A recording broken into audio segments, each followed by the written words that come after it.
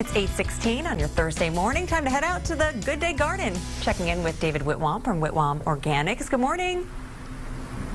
Good morning. How we doing? I'm doing good. How are you? Are you worried about this cold snap that's coming? Are our vegetables going to be okay? I'm not. I hope so. The vegetables will be fine. Okay. I'm not worried about it at all, but it sure is weird. So More of that gardening casino I was talking about. Yeah. Our crops that we have in right now are doing absolutely fantastic.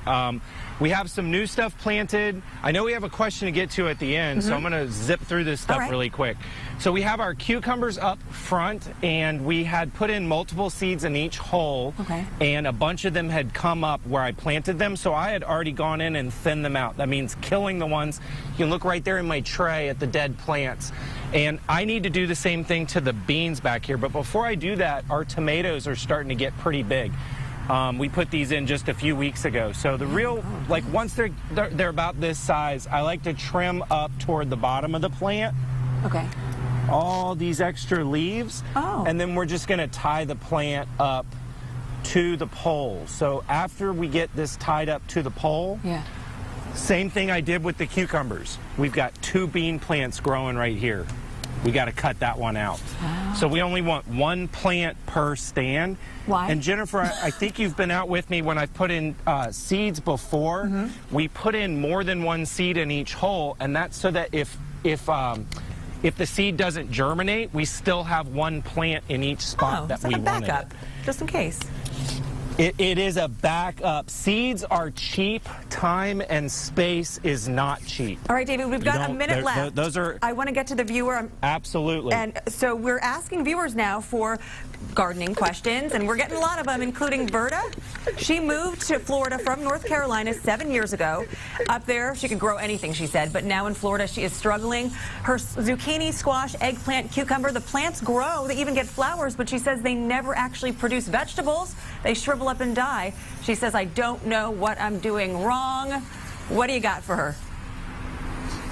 So there could be a lot of things going on there.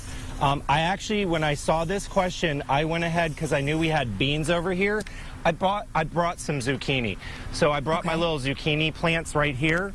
I got 4 of them. We're going to plant them out along through here. But when I plant them, just to start eliminating variables, you got to make sure you have a good balanced fertilizer with calcium in it so they can drop their fruit if there isn't enough calcium. You also want to make sure that you have pollinators. If the female flowers don't get pollinated, they could also drop their fruit. And then lastly, because they're very heavy feeders, well, we're out here in full sun. Okay, so they need full sun so they don't drop their fruit.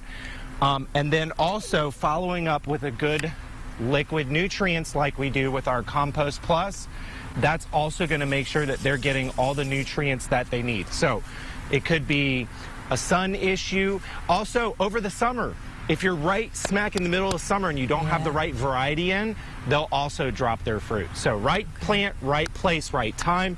Good nutrients, good sun, and plenty of pollinators. That's important. Our veggies need vitamins just like us. All right, you keep working out there. They really do.